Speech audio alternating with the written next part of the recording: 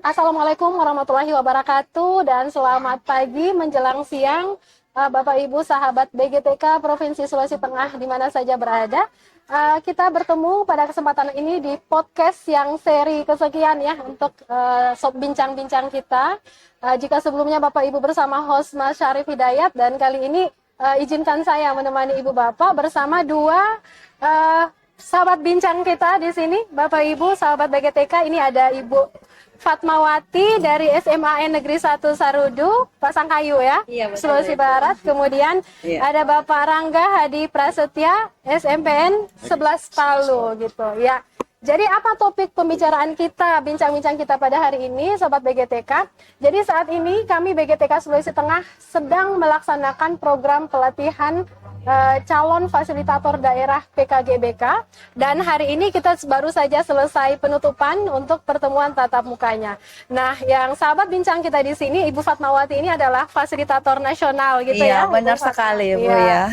Kemudian Pak Rangga ini adalah pesertanya yang merupakan calon fasilitator daerah. Oke, baik. Bapak Ibu ini teman-teman ini Sobat BGTK pasti penasaran ini ya. Banyak pertanyaan. Kenapa bimbingan konseling? Kenapa guru bimbingan konseling yang khusus mendapatkan pelatihan ini? Program prioritas bahkan ini bukan regional tapi secara nasional ya. Ya, bagaimana menurut pandangan Ibu ini selaku juga guru BK dan juga fasilitator nasional ini? Apa ini spesialnya kenapa harus guru BK gitu? Oke, jadi benar sekali Bu ya. Jadi merasa bangga dan merasa syukur karena untuk diberikan kesempatan untuk mengikuti kegiatan yang bukan hanya kegiatan daerah tetapi kegiatan nasional. Jadi karena ini merupakan salah satu program dari Menteri, kenapa BK itu dianggap penting untuk melaksanakan 7 jurus BK? Karena di dalam pelaksanaan program BK, siswa kita itu yang sekarangnya banyak yang merasa mentalnya sekarang lagi tidak baik-baik saja. Lagi tidak baik-baik ya, saja. betul. Jadi karena melihat itu, Pak Menteri melihat kayaknya situasi ini yang perlu kita perbaiki. Dan yang ilmu kebekan itu bukan hanya saja guru BK yang mesti tahu. Jadi semua guru harus tahu. Jadi melalui kesempatan ini kami ditunjuk selaku fasilitator nasional untuk memberikan pendampingan kepada seluruh fasilitator daerah untuk melaksanakan 7 jurus BK, yang mana 7 jurus BK ini akan diimplementasikan. Jadi yang akan diimplementasikan bukan hanya untuk guru BK tetapi juga non BK seperti itu Ibu. Oke, ya menurut Pak Rangga sendiri gimana nih? Kenapa sih penting sekali nih ya guru BK ini dilatih? Oke, terima kasih kepada Ibu Nunu dan juga tabik Ibu Fasilitator Nasional yang luar biasa Ibu Fatmawati. Jadi saya di sini mengambil pendapat kenapa perlunya BK untuk pelatihan, karena pada saat sekarang ini Bu, BK ini masih banyak guru-guru dan juga siswa menyalahartikan. Mereka menganggap BK itu adalah polisi sekolah. Polisi sekolah. Polisi sekolah. Gitu ya? Jadi melalui pelatihan ini kami dilatih untuk bagaimana bisa meluruskan persepsi bahwa guru BK itu bukan polisi sekolah. Makanya dari pelatihan ini kami diberikan informasi dari Ibu Fasilitator Nasional, materi-materi 7 jurus BK itu akan kita implementasikan kepada guru untuk merubah pola pikir mereka tentang kalau BK itu polisi sekolah, dan juga kepada siswa kalau bahwa itu BK itu sebenarnya sahabat siswa, bukan sebagai polisi sekolah. Begitu bukan Ibu. Sebagai polisi sekolah. Ya, betul ya. Iya, ini karena ada yang menyampaikan tugas ke-BK-an itu nanti kalau ada siswa bermasalah, itu baru guru BK. Itu soal persepsi. Harusnya gimana Bu? Harusnya gimana? Jadi harusnya sesuai pakai dengan pelaksanaan 7 jurus BK. Kami juga ada namanya jurus kolaborasi. Jadi di mana jurus tersebut bisa kita gunakan untuk membantu menyelesaikan masalah siswa. Jadi bukan hanya guru BK yang menangani masalah, tetapi ada kolaborasi dari orang tua, guru mata pelajaran, bahkan kita melibatkan masyarakat seperti itu. Jadi statement tentang guru BK itu polisi sekolah atau tempat pengadilan itu tidak benar. Dan pola seperti itu kita harus rubah mindset orang di sekitar kita, khususnya siswa dan guru, untuk merubah pemikiran mereka. Dan melalui 7 jurus BK yang dilaksanakan di tiap-tiap daerah ini sangat membantu kami selaku guru BK. Iya. Semoga program pemerintah ini khususnya dari Menteri Pendidikan bisa berjalan sukses. Iya. Harus sama-sama mensukseskan Ibu Iya. ya. Oke, ini sejak tadi Ibu Fatma dan Pak Rangga sebut-sebut 7 jurus BK. Apa sih maksudnya jurus ini? Apa jadi pendekar silat atau gimana nih? Bisa dijelaskan mungkin Pak? Ya. Jadi di sini berdasarkan, saya juga penasaran nih Bu. Ya. Sebelum pelatihan ini saya penasaran, saya coba searching di beranda TikTok saya. Ini kenapa ini banyak muncul tentang vlog-vlog tentang guru-guru itu memperkenalkan 7 BK. Tapi sering berjalan waktu saya ini dipanggil dari Dinas Pendidikan bahwa salah satu calon fasilitator daerah untuk mempelajari ini 7 jurus BK. Iya. Jadi alhamdulillah diberi kesempatan, yaitu 7 jurus BK itu Bu. Yang pertama itu kita yaitu mengenali potensi ya. Iya, kenali potensi. Yang kedua, kelola emosi. Kelola emosi. Dan yang ketiga, tumbuhkan resiliensi. Terus Ibu, yang keempat itu jaga konsistensi, dan yang kelima jaga koneksi. Jalin koneksi. Terus yang keenam, bangun kolaborasi, dan yang terakhir menata situasi. Jadi 7 jurus BK itu yang kami pelajari selama 4 hari di Hotel Jazz ini Bu. Jadi alhamdulillah dari hari pertama sampai hari pertama kami sudah mulai beberapa belajar step by step bagaimana menjadi guru BK yang baik dan seterusnya gitu. Oke. Jadi jadi guru BK yang sebaiknya itu harus punya 7 jurus Iya, itu. 7 jurus BK.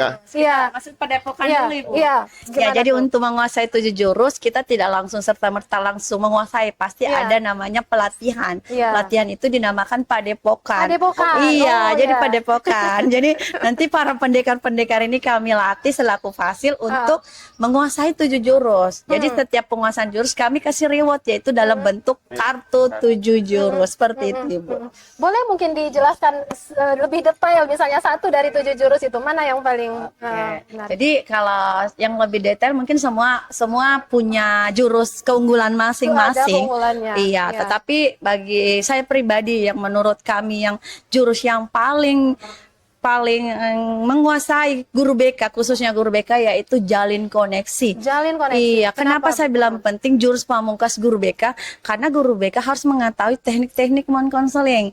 Ya, untuk guru mata pelajaran atau guru kelas, guru pendamping itu bisa menguasai lewat menggunakan pendekatan segitiga restitusi seperti itu. Oh iya. Ya, mungkin Bapak Ibu di luaran sana sudah sering mengalami.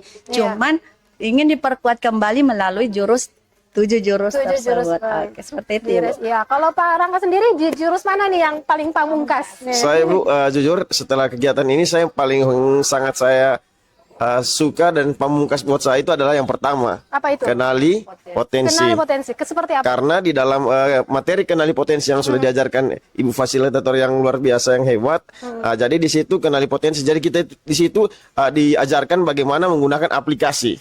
Ya, aplikasi yang namanya aplikasi Pintarku ya, aplikasi Pintarku itu, kemudian kita itu diberikan mengisi aplikasi itu, dan di situ sudah langsung tersedia. Kalau kita itu gaya belajarnya kita seperti apa Ibu? Oke. Potensi kita merujuk kemana? Ada item-item pertanyaan yang akan diberikan kepada klien, yang akan mengisi konseling kita, mereka isi dan di situ disesuaikan. Seperti saya Bu. Jadi untuk gaya belajar itu ada 3 Ibu, gaya belajar kinestetik, Yes. audio, dan juga visual. Jadi saya di situ sesuai yang saya isi dengan item-item, saya ternyata merujuk 100% ke gaya belajar visual. Itu benar itu Bu, karena saya memang saya tipikal orang yang lebih suka dengan pembelajaran melalui video, melalui gambar, dan juga poster. Itu lebih menyenangkan dibanding dengan ceramah atau metode yang mas tradisional. Iya. Bagi itu jurus yang sangat saya sukai, yaitu jurus mengenali potensi. Potensi. Iya, Ya. Kalau begitu. kaitannya dengan tugas guru BK di sekolah gimana itu Pak? Itu Ibu, kita untuk kenali potensi itu kami mungkin kalau saya sendiri saya sudah terapkan Ibu. Di situ saya terapkan pada saat MPLS. MPLS Oh, di situ yes. MPLS kami membagikan namanya angket atau instrumen kepada peserta didik untuk mengisi angket tersebut, dan di situ kami sesuaikan kepada siswa baru apakah mereka ini cocoknya di gaya belajar yang mana, apakah audio, visual ataupun kinestetik. Jadi kita sudah mulai merancang memang memetakan agar pada saat pembelajaran guru mata pelajaran kita beritahukan ini anak gaya belajarnya seperti ini, gaya belajarnya seperti ini. Supaya mereka tidak kaget lagi, Pak, ini anak tidak suka mendengarkan guru. Kadang-kadang kan guru kalau dalam kelas yang itu tidak suka pembelajaran saya. Ternyata bukan mereka tidak suka, gaya belajar setiap anak itu berbeda-beda. Tergantung bagaimana cara kita, bagaimana membuat mereka nyaman. Jadi yang jelas di dalam gaya belajar itu ada 3 macam: kinestetik, audio, dan satu kinestetik, audio, dan juga visual itu. Gitu saja Ibu. Jadi dengan mengenali gaya belajar anak itu, guru-guru mapel atau guru kelas bisa merancang strategi pembelajaran yang tepat sesuai dengan kebutuhan siswa. Tradisional ya. Jadi guru itu sudah bisa menentukan metode ajarnya. Tidak seperti yang kemarin hanya menyamaratakan semua pembelajaran tradisional. Jadi melalui 7 jurus ini kita ciptakan pembelajaran yang aman, nyaman, dan menggembirakan. Gitu. Tadi katanya sudah dilaksanakan Pak sebelumnya. Nah, apa benefit atau tambahan ilmu apa lagi nih yang didapat dari sini? Di sini banyak sekali Bu. Pokoknya di sini luar biasa, banyak sekali berbagai macam, dari bukan cuma di jurus 1, jurus 2, 3, dan 4 itu luar biasa banyak. Jadi contohnya saya tidak tahu yang namanya itu segitiga apa Bu? Restitusi itu. Di situ saya bisa tahu, oh ternyata di sini ada tahapan maksudnya ada pendekatan-pendekatan untuk melakukan konseling kepada siswa. Terus ada beberapa jenis-jenis kasus. Yang pertama tier 1, tier 2, dan tier 3. Di situ kita Ibu, kalau tier 1 itu jenis kasusnya itu masih ringan, masih bisa ditangani antara guru dan wali kelas. Kalau tier 2 itu kita sudah melibatkan pihak lain, seperti menggunakan orang tua siswa, guru BK, dan juga kepala sekolah. Kalau tier 3 itu yang namanya kita itu sudah dia punya jenis masalahnya sudah berat Ibu. Kita melibatkan pihak BNN atau instansi seperti BNN ataupun kepolisian, seperti anak yang menyalahgunakan narkoba itu kita bisa komunikasi langsung dengan pihak BNN. Apakah anak itu bisa direhab supaya dia bisa lebih baik untuk kedepannya. Intinya kalau jurus ketiga itu kita lebih ke bekerja sama dengan instansi Bu, karena itu sudah tergolong jenis masalah yang berat. Jadi ketika menangani masalah-masalah peserta didik di sekolah ada tahapan ilmunya dulu ya. Karena sebelum saya tidak tahu itu ternyata ada. Saya cuma langsung menyamaratakan kasus. Ternyata pada saat pembelajaran ini, ternyata ada di beda-beda, di peta-petakan. Ada namanya TIR. Ini baru saya dapat di pelatihan 7 jurus BK. Harapannya dengan menggunakan tahapan-tahapan itu apa nih? Bisa tuntas ya? Iya, semoga dengan adanya tahapan-tahapan, adapun ilmu-ilmu dari 7 BK ini kedepannya bisa semua masalah yang dihadapi peserta didik, apalagi sekarang banyak masalah-masalah terjadi di dunia pendidikan, insya Allah bisa terselesaikan dengan baik melalui program ataupun 7 jurus BK yang luar biasa dari kementerian ini. Iya Ibu. Kemudian ada juga pernyataan nih, ini sekarang ini di era teknologi canggih ini yang luar biasa, AI segala macam ya. Ada satu pernyataan menyebutkan tantangan kesejahteraan psikologi anak itu semakin kompleks. Nah, bagaimana Ibu dan Bapak memahami ini dan menindaklanjutinya sebagai seorang guru BK? Ya betul sekali Bu. Tidak bisa dipungkiri bahwa di zaman sekarang yang makin maju, makin banyak permasalahan yang menurut kita kompleks. Anak sekarang ini mentalnya generasi strawberry. Iya, kenapa saya bilang strawberry? Karena menurut saya kasus yang ringan hanya persoalan HP disita sampai mengakibatkan fatal bunuh diri. Itu kasus yang nyata yang terjadi. Kenapa? Karena anak tersebut tidak bisa mengelola emosi. Dalam 7 jurus BK ada jurus kelola emosi.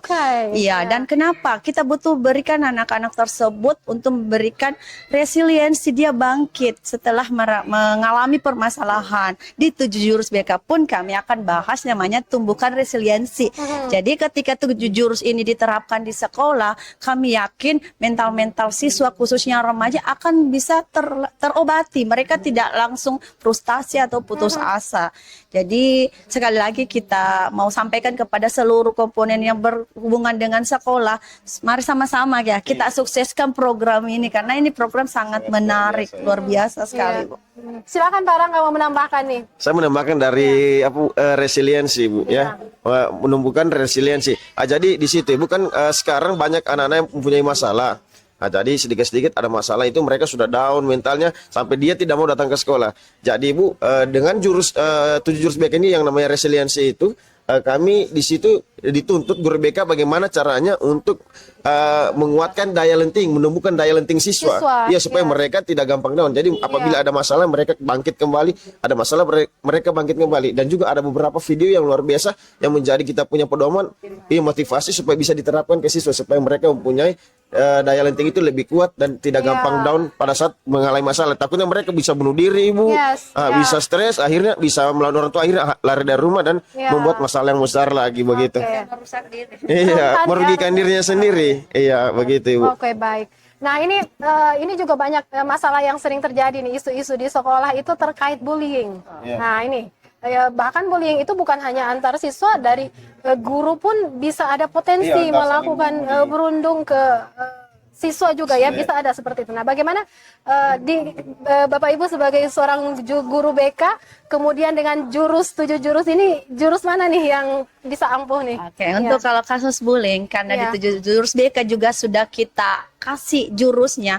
Di kasus bullying ini kita bisa gunakan dengan menata situasi, Bu. Menata situasi. Iya, kenapa? Karena kasus bullying ini kadang terjadi bukan orang yang terdekat. Kasus bullying itu kadang terjadi di lingkungan rumah, di lingkungan sekolah. Dengan adanya jurus jurus 7 menata situasi, kita bisa mengatasi situasi-situasi yang menurut kita itu yang akan berdampak tidak baik bagi siswa kita. Jadi dalam 7 jurus menata situasi akan ada ancaman-ancaman yang perlu kita stabilkan dengan melalui kapasitas. Iya, jadi kapasitas? Kalau kapasitas kita meningkatkan kapasitas seperti kita memberikan sosialisasi pemahaman kepada siswa ataupun guru ataupun lingkungan warga sekolah. Jadi dengan menata situasi tersebut, anak-anak sudah bisa mengatasi, oh ternyata kasus bullying ini di sekolah saya berat. Berarti kita harus cepat mencari kapasitas yang untuk menetralisir kasus tersebut, seperti itu. Mungkin ada tambahan dari Pak Rangga ya? Silakan Pak Rangga. Kalau saya sih sama juga, Bu, seperti dengan Ibu Fasilitator Ibu Fatmawati. Jadi kita harus yang namanya menata situasi, Bu, menata situasi agar semua kegiatan yang dilakukan stakeholder sekolah itu bisa berjalan dengan baik. Jadi tidak ada maksudnya kita ini antara guru dan murid saling melakukan perundungan, dan juga biasa murid dengan murid, kadang juga biasa ada guru dengan guru. Jadi kita itu sebagai contoh, kita harus memberikan hal yang positif. Maksudnya kita hal-hal yang positif. Jadi kita memberikan contoh, Ibu, memberikan contoh dengan bertutur kata yang baik. Kan kemarin juga pada saat pelatihan ini kami punya cara untuk menegur itu jangan di depan umum, Ibu. Oh, gitu. Iya, itu tidak boleh menegur anak-anak di depan umum. Takutnya mereka akan drop, akan malu. Jadi itu akan menjadi dendam makanya itu anak-anak itu kayak takut untuk menceritakan ke guru BK. Tapi ada juga anak-anak ternyata pas sudah cerita ternyata bapak itu baik, ternyata ibu itu baik, begitu. Jadi kita bagaimana cara membangun komunikasi yang baik kepada siswa dan juga guru dan juga rekan kerja dan seluruh stakeholder yang di sekolah. Jadi begitu, Ibu. Ternyata penting membangun komunikasi yang baik. Iya. Ya, namanya anak-anak biasa takut-takut sama gurunya ya. Iya, begitu. Ya, baik. Terima kasih Ibu Bapak, ini sudah 15 menit nih, tidak terasa kita sudah sebetulnya masih banyak yang ingin disampaikan. Mungkin terakhir nih sebagai closing statement, setelah ini apa yang akan Bapak Ibu lakukan, Ibu sebagai fasil maupun sebagai guru BK, seperti apa? Demikian juga Pak. Saya sebagai calon fasilitator daerah, saya berterima kasih kepada pemerintah daerah yang sudah melaksanakan kegiatan, khususnya kepada BGTK yang sangat luar biasa memfasilitasi kami, dan juga Ibu Fasilitator Nasional yang memberikan informasi dan juga ilmu yang luar biasa hebat. Jadi saya sangat bersyukur, Ibu, karena saya tidak tahu menjadi tahu. Itu namanya fungsinya yang namanya kita belajar dan terus belajar. Terus kedepannya saya inginkan semoga pelatihan ini tetap berjalan seperti ini, dan kalau bisa lebih dikembangkan lagi supaya pola pikir tentang kebekaan yang ada di Kota Palu, khususnya di Sulawesi Tengah, itu bisa dipahami. Maksudnya mereka tidak salah berpikir kalau itu guru BK itu kerjanya cuma duduk diam dalam ruangan. Ternyata luar biasa, kita ini salah satu guru BK ini yang kerjanya menyeluruh, karena satu guru BK itu menangani 150 siswa. 150 siswa. Nah, jadi begitu. Jadi kita ini bukan cuma duduk, Ibu, kita punya anak asuh yang harus kita bimbing sampai mereka lulus, begitu. Dan butuh kolaborasi. Iya, kolaborasi seluruh pihak sekolah, seluruh anggota di dalam sekolah itu sendiri, Bu. Iya, silakan Bu Fatma. Kalau tadi Pak Rangga bersyukur, saya sangat-sangat bersyukur Ibu. Kenapa? Karena saya dipercaya dari BGTK untuk diundang. Karena saya ini dari Sulawesi Barat untuk dipercayakan mendampingi kegiatan FASDA ini. Jadi kenapa saya bersyukur? Karena kegiatan ini sangat penting. Kalau saya pribadi tidak melaksanakan, saya tidak menerima, saya merasa kayak ada dosa karena saya punya ilmu yang harus saya terapkan seperti itu. Jadi melalui pelatihan ini, karena ini sudah kesempatan saya kedua untuk mendampingi FASDA di tiap-tiap daerah, saya akan mengawal sampai tuntas. Jadi bukan hanya sampai di sini, tetapi mengawas sampai tuntas, sampai titik akhir. Bahkan saya punya program kalau bisa ini bukan hanya siswa, bisa sampai ke lingkungan masyarakat. Karena biar bagaimanapun orang tua merupakan bagian dari masyarakat itu sendiri, seperti itu. Iya, baik. Terima kasih Ibu dan Bapak. Mungkin boleh kita tutup sesi ini dengan bagaimana 7 jurus BK seperti apa, Bu? 7 jurus BK bimbingan tepat generasi hebat. Oke. Ayo boleh diulang 7 jurus 7 jurus BK bimbingan tepat generasi hebat. Oke, terima kasih. Assalamualaikum warahmatullahi wabarakatuh.